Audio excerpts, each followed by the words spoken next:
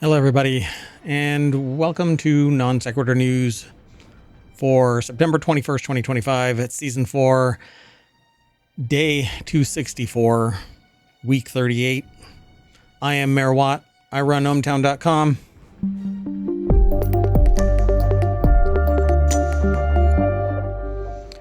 All right, so as you might know, there have been changes taking place here in ohmTown. I hope that you understand the complications, I guess, because my mayoral duties have kept me extremely busy. And unfortunately, it's making a sporadic schedule. But the show is continuing. We're still playing the episodes here on Twitch and YouTube 24/7. And I inject periodically new shows into it. So this is the September 21st episode. Today we're going to be talking about Thumper has a follow-up beat demo available. Demon Slayer Infinity Castle. Boaty McBoatface meets Ctrl Alt Deleaf. We were on a break, yells Blizzard about AI. A tattoo cancer link you don't expect. A truck crash was pretty sweet, if you can call a truck crashing sweet, but how about a cyber attack shuts down Land Rover production? Vanity Plates with Regerts. A scuba geared thief robs a Disney restaurant. And a stolen car jumps over a drawbridge. Let's get right on into it. The first article is over in the Warcrafters channel. All of these links that I provide in the show notes are going to link to ohmTown. And then in ohmTown, there's this little visit the source link within the page, and you can follow that over to the source. But what's really also going to be taking place is this summaries of this and other content will be posted over on Patreon as well. Last week, Patreon got it first, and then I did a show, and today I'm doing the show first, and I'll be posting this over onto Patreon. But usually what's going to end up happening is it'll be posted over to Patreon first. If you follow here on Twitch and YouTube, it's going to be like a day delayed kind of thing. And basically because I have to do one thing and then another. But anyway, this article is Thumper, one of the best rhythm games that the author over at PC Gamer has played, has a follow-up, and that you can play that demo now. Released last year for VR platforms, rhythm game Thrasher will soon be playable on non-VR setups in a version that will release on Steam later this year. It's by the duo studio Puddle, half of which is Brian Gibson, the composer and artist on the 2016 game Thumper, which PC Gamer called one of the best rhythm games ever made, well, with Brian Gibson. So thus, you might understand why they're interested in Thrasher and its just released demo. It's a demo that delivers. Thrasher is a kinetic, engaging little rhythm game that boasts some excellent audio and visual design, and it's a pretty classic score-chasing attack game, time attack game. So the author, Jonathan Bolding, over at PC Gamer, put this article together, and the deck statement says it's that Thrasher is mesmeric, flowing, and looks delicious. It's kind of got a visualizer like my visualizer for my voice. But better graphics, I'd say. Yeah, more dynamic and all that. So it's a demo that delivers, they say. Go and check it out. The next article is over in the continuity report. Demon Slayer Infinity Castle is the highest grossing anime ever. It says, sorry, him. Demon Slayer Kimetsu no Yaiba Infinity Castle successfully defended the #1 spot at the box office this weekend. Infinity Castle gained another 17.3 million domestically this week, with a $104.7 million domestic earned so far. The Demon Slayer film has become the highest grossing anime of all time. Internationally, Infinity Castle is even bigger. A cumulative worldwide gross of $555 million on a $20 million budget, is my understanding. The article is over at Vulture. Vulture.com. Bethy Squires put the article together. Yeah, there's more over there, but they basically kind of peel off, so to speak, with Him, the football horror film produced by Jordan Peele and debuted in second place with 13.5 million domestically. But that's not why we're here. So go over and check out the rest of that article if you're interested. I'll be going to watch Demon Slayer Kimetsu no Yaiba Infinity Castle soon, and maybe I'll be able to talk about it on a special continuity report. We haven't done continuity report in a while. All by itself, it's just time does not allow me to do that. Anyway, yeah, we'll keep on talking about this as things develop. I'm looking forward to getting back into the saddle of doing the shows regularly on a set schedule. The next article is over in Warcrafters. Remember Boaty McBoatface, the polar research vessel? Well, now Ctrl-Alt-Deleaf is the leaf cleaning train. As reported by Metro, the British public has voted to name the savior of the railways Ctrl-Alt-Deleaf, the leaf cleaning train, after Boaty McBoatface was renamed the RSS Sir David Attenborough back in 2018 in an historic moment of stop having fun, guys. It's nice to see this vote go with the people's choice. Now Ctrl-Alt-Deleaf will be bravely leading the charge to keep the UK's railways clear of leaves this fall. So the article is over at pcgamer.com. Stevie Bonifield put the article together. The deck statement says the British public has given yet another vehicle a perfect goofy name, Ctrl-Alt-Deleaf. It might be fun. Yeah, I mean, it's fun. Boaty McBoatface versus the RSS Sir David Attenborough, though. Come on, I think David Attenborough deserves it. Not to be outshone, I guess, by meme. So among the other equally silly names in the running were Leaf Fall Weapon, Pulp Friction, and Autumn Avenger. Despite the competition, Ctrl-Alt-Deleaf won with a commanding 50% of the vote. The next article is over on the Mobile Channel. Blizzard swears it didn't use AI for its Overwatch 2 art. It says it's a bad time to get caught up in some art-related controversy, as some folks over at Bungie that's going for them. This time around, it's Blizzard in the crosshairs. Blizzard added some sprays for its new characters, and a couple of them have people raising eyebrows. So Anthony Franklin II put the article together. It's over at vice.com. Blizzard came under fire for some of its Overwatch spray art, with fans accusing them of using AI. This is getting out of hand, it says. So Overwatch is absolutely using AI. Look at the eyes, says somebody that's linked. I don't know where they have the link, but maybe it's Juno, the way that this is laid out. Juno commissions open do enjoiner at do enjoiner. Spotted by Kotaku, a user on social media posted a pretty direct accusation towards Blizzard, saying that Overwatch is absolutely using AI. Look at the eyes. But I'm not quite sure how. I guess it's the shading part of it. But there's circles around things. I don't know. Maybe it's just me. I'm not an artist. I was at one time, but I've lost that edge quite a long time ago. So there are better, archaeologists, I guess you want to call them. Yeah, I don't know. I don't see it, but okay. So it says, Welp, does that solve it? I mean, for those two, sure. There could be some AI use somewhere that we're not yet aware of. But the bigger issue is that, honestly, we're cooked, it says in this article. The fact that we're even at this point where we have to question every single piece of art we see is a problem. That's actually the reason why I created Reality Hacker, one of the other shows. Again, I thought that I'd have the bandwidth to be able to do all of this, but I just can't. I would love to do Reality Hacker more. But yeah, it's just not working out.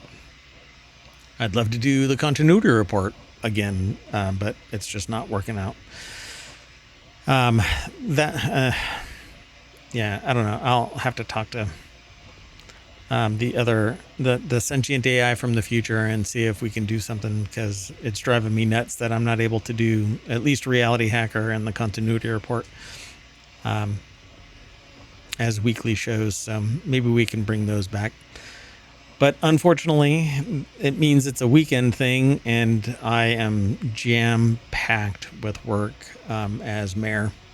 So AI isn't making things better, it says in this article. It's sloppy, it's theft, it's more to the point, and more to the point, it's just flat out crap. No one wants it, it says. No one needs it. The companies pay artists, pay writers, pay creatives, and stop looking to a machine for everything. You have a brain and people, try to use them. Not everybody has the ability. Not everybody can afford that. So big companies, sure. Individuals, small companies, aspirants, people who aspire to be more will never be able to afford an artist. Give me a break. It's just not possible. Believe me, I've been around the block, both as a consumer and a producer, and people can't afford it. Anyway. Yeah, I don't see it in this, but they swear that they didn't, and others are swearing that they did. The next article, though, is over on the Wanted channel. Scientists find a tattoo cancer link, but it's not what you'd expect. New research finds a surprising link between a person's risk of melanoma and the amount of tattoos they sport. Guess what it is? So you might have heard that people are touting a previous report that if you have tattoos, then you have an increased risk of cancer, but that's not necessarily true. Recent research might complicate that narrative, because scientists at University of Utah, who led the study, published last month in the Journal of National Cancer Institute, contrary to their expectations, found that people with multiple tattoos actually had a lower associated risk of melanoma. That said, the findings don't provide a conclusive proof that cancers are prevented by tattoos. It could be that it's the tattoo is fending off the melanoma, or it's because those with tattoos tend to use sun cream more, sun lotion or protection. But they say an unexpected finding in this article. Several recent studies have indicated that tattoos could pose a unique cancer risk. Just this March, for instance, a study of twins living in Denmark found that people with a tattoo had greater odds of being diagnosed with skin cancer and lymphoma than their non-inked siblings. Tattoo ink can contain potential carcinogens, such as certain metals, and some researchers have speculated that the ink can agitate your body's cells in harmful ways, causing inflammation or other changes that fuel cancer formation. By that logic, people with large or multiple tattoos have a greater risk, but the new study says the other way around. People with 2 or more tattoos had a lower risk of both invasive and localized, often called in situ melanoma, the results showed. So, more research. Let's move on. The next article is over in 4-Wheel Tech. A truck crashes and causes a whopper of a candy spill on New Jersey highway. We'll go jumping over to the source. Justin Hughes over at jalopnik.com put the article together. There's no deck statement, but basically a sticky situation occurred on Interstate 80 in Knowlton Township, New Jersey this week. Reported NBC New York, a westbound semi-truck crashed into one parked on the side of the road sometime after 8 o'clock, it says. After 8, it has capitalized the words after 8. The impact tore open both of the trailers, spilling one trailer's sweet cargo of peanut M&Ms all over the road. There's a lot of them. Oh yeah, it just slid it peeled, it degloved the 18-wheeler. Wow. They say here that at least it didn't roll low over. And there was no initial, it says, while there were initial reports of a fire, there were no hot tamales on board after all. Oh, Dad, you're funny. At least mounds of candy are easier to clean up than millions of bees, and it doesn't stink like 6,000 gallons of spilled milk. These are all accidents that took place. A truck crashed with bees, and a truck crashed with 6,000 gallons of milk spilling out. Anyway, talk about Candy Crush, they say. Pretty sure it's going to be over 100 grand. You know, I gotta go. The next article is over in the Hedge Ideas channel, which is all about business. Jaguar Land Rover shuts down production after cyber attack, costing the company more than $1 billion so far. Aaron Davis over at Entrepreneur put this article together. The takeaways they have listed here is Jaguar Land Rover was hit with a massive cyber attack earlier this month and had to pause all production. The hack has reportedly cost the automaker more than $1.36 billion in revenue, and production will be shut down until at least September 24th. In January, the U.S. replaced China as the largest single market for Jaguar Land Rover, which makes the popular Land Rover, Range Rover, Defender models.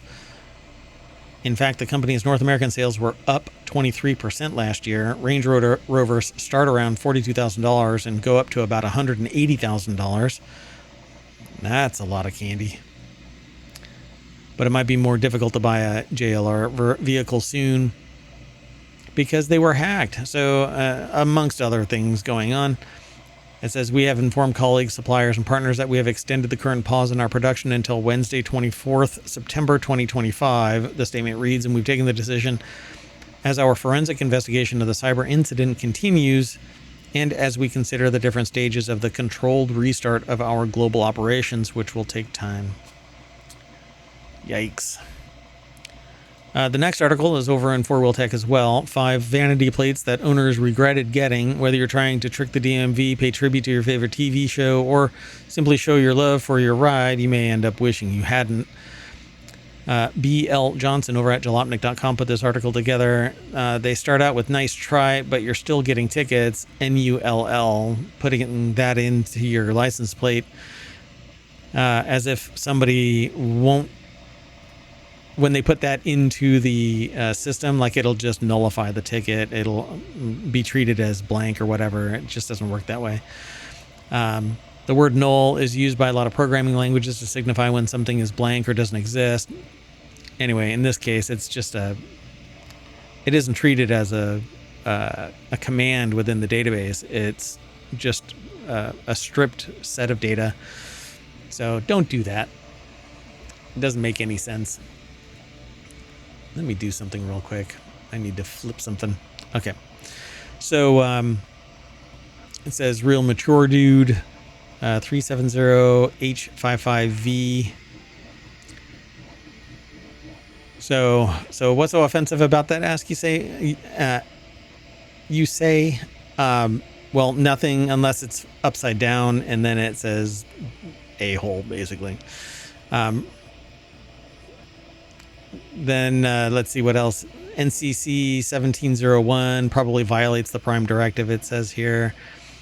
The series of letters and numbers might mean nothing to you. If so, congratulations on having a social life. Many of us who remember getting shoved into school lockers will still recognize that as the USS Enterprise serial number.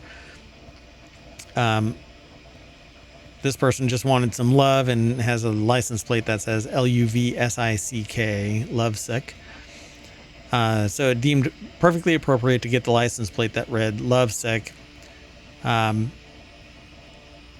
Loves her second generation Dodge Magnum. Someone has to. She told KCAL TV that she was so looking forward to getting a Magnum before it came out that she was lovesick for it. She also said that she's in love with love. Aw. Anyway, there's all kinds of others that are listed in here. Broken Promises and Zoomies have both taken down the lovesick plate without saying why. But they continue to sell other novelty plates emblazoned with words like Hoonigan, Ilst, Weeb, Car Problems, Hellbend, Tire Slayer, Riz. Right. You can get these from Broken Promises and Zoomies, I guess. You can order like these custom license plates, which I didn't think was legal, but okay. Anyway. I've known about it for a while, but I've always thought that it was not legal. All right. Thief in Full. Here's the next two are quite fascinating. A thief in full scuba gear robs a Disney restaurant and then swims away. So the mental image that usually comes to mind with robbers is a ski mask or a balaclava. This guy, though, got creative. Scuba gear was going to be his uniform for the crime. Deputies in Orange County, Florida, are searching for a man suspected of robbing Paddlefish, a seafood spot at Disney Springs that's designed to look like a modern steamboat floating on Lake Buena Vista. The suspect allegedly entered the restaurant just after midnight, dressed head to toe in black wetsuit-like clothing with goggles and gloves. He also chose the bold move of going shoeless, socks only. Employees told deputies that he came on board. And Ashley Fike is the author of this article over at Vice.com. So the way that our system works is when information is sent into our system, it stops any more than a certain amount.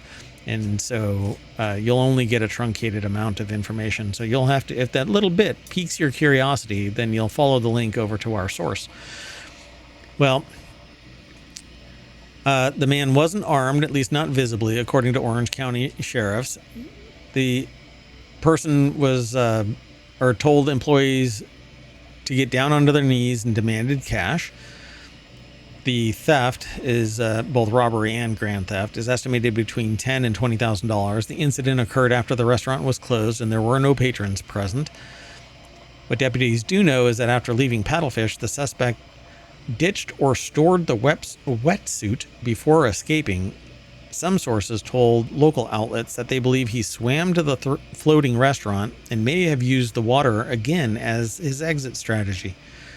No one was hurt in the incident, but the details have raised eyebrows, even in a state known for bizarre crime. I mean, Florida man crime.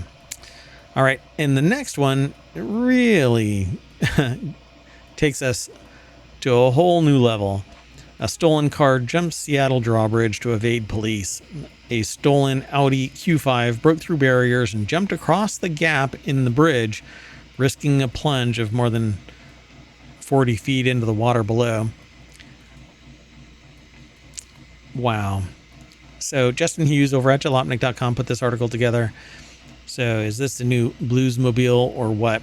Unfortunately, the suspect had other ideas, so the Audi pulled into the oncoming traffic lanes and accelerated towards the bridge, didn't slow for barriers, broke through them, and then jumped across the gap in the bridge, risking a plunge of more than 40 feet. It stuck the landing and accelerated away. Police wisely chose not to pursue, which likely avoided a Blues Brother-style police crash. So the stolen car didn't evade capture for long. Police soon found the SUV abandoned at the intersection of 42nd Street and Pasadena Place Northeast. It was heavily damaged, and the driver, who remains at large, likely ditched it for that reason. And the Audi had a broken windshield, probably from smashing through the gate, and the undercarriage was destroyed. Video shows the SUV landing at a significant nose-down angle from the jump, which likely caused the extensive front-end damage. Unlike some Audis, the Q5 is not a rally car and is not designed to take jumps. So we are done with the show, and we're going to jump to the front page of ohmTown once more. I'm actually going to shut down the stream and start up the 24-hour stream. So I hope to see you the next time we go live. Be sure to follow us here on Twitch and on YouTube. Follow us over on Patreon as well. It will be a means to log in to ohmTown, both YouTube, Google/YouTube/Twitch/Patreon will all grant you access to ohmTown, as well as a native email if you are so motivated to do that kind of a thing. It was once here, but it had caused problems, and so now we're going to try and bring it back, or I'm going to try and bring it back. I really want to keep, I guess I want to make fetch happen. I hope to see you all and keep the community growing. There's still the Discord. Everything is still here. So it's just a little slower down because I'm just so wrapped up. I wish I could stay more often and do this every night. So hope to see you all in the stream. And I'll catch you in other people's streams where I can work and still hang out. So thanks, everybody. See you later. Bye-bye.